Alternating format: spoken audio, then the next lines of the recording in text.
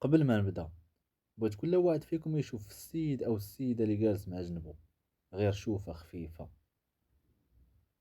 عارفين باللي عقلكم دابا دار تحليل كامل لهاد الشخص، عرف واش هو مرتاح، واش مقلق، واش واثق من راسو ولا خايف. هادشي كامل وقع بلا ما تهضروا. العلماء كيقولوا باللي السبع ثواني الاولى هي اللي كتحكم على علاقتك باي شخص تلاقيتيه. وهاد السبع ثواني الكلمات ما كيكون عندها حتى دور. الجسد ديالك هو اللي كيهضر. اليوم جيت نعلمكم كيفاش تخليو الجسد ديالكم يهضر اللغة ديالنا، لغة القوة، لغة الثقة، ولغة الاحترام.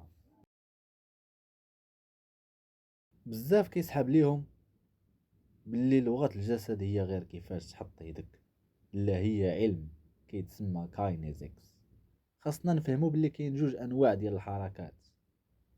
الحركات المنغلقة هي فاش كنحاولوا نحميو الاعضاء الحيوية ديالنا، نكتفو يدينا، نجمعو رجلينا، نهبطو راسنا.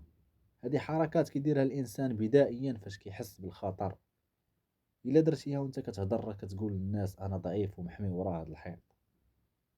الحركات المنفتحه هي فاش كتكشف صدرك وكتافك، هذه علامه الصدق والثقه. الواثق ما كيحتاجش درع يحميه. شوفوا الفرق فاش كيدخل شي مدير شي اجتماع، ما كيدخلش جامع راسو، كيدخل بخطوات واسعه، الصدر منشرح ويديه باينين. هاد السلوك كيعطي ميساج للدماغ ديال الاخرين باللي هاد الشخص هو القائد. دابا غادي ندخلوا للتطبيق، كيفاش نخدموا اعضاء الجسم عضو بعضو. اولا العينين، التواصل البصري ماشي هو التبحلق في الناس، كاين فرق. قاعدة المثلث، باش تكون النظرة ديالك مريحة شوف في العين اليمنى ثم اليسرى ثم الفم. هاد المثلث كيبين الاهتمام ديالك. الهروب البصري، الا كنتي كتشوف لتحت بزاف راك كتقول انا اقل منك قيمة. الا كتشوف بالجنب بزاف راك كتقول انا باغي نهرب. ثانيا اليدين، عمرك تخبي يديك؟ اليدين المخبيه كتعطي انطباع بالغموض او الكذب. وضعيه الهرم هي فاش كتحط الرؤوس ديال الصباع ديالك مع بعضياتهم. هذه اشهر حركه كيديرها انجيلا ميركل او ستيف جوبز، كتعطي انطباع باللي الشخص عارف مزيان شنو كيقول ومسيطر. تخيل اليد، فاش كتهضر ويديك باينين، الكف للسما كتعطي انطباع بالصدق، فاش كيكون الكف للارض كتعطي اوامر. ثالثا الرجلين، واش كتعرفوا باللي الرجلين هما اكثر عضو صادق في جسم الانسان؟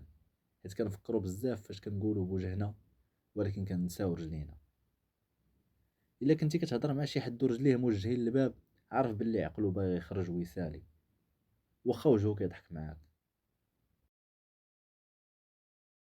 دابا غادي نعطيكم واحد المعلومه غتغير الحياه ديالكم. ايمي كودي، عالمه نفس في هارفارد، دارت واحد التجربه. قالت باللي الا وقفتي وقفه القوه، باور بوز، لمده 2 دقائق فقط، كيطرا تغيير كيميائي في الدم ديالك. تستوستيرون هرمون الثقة كيطلع ب20%.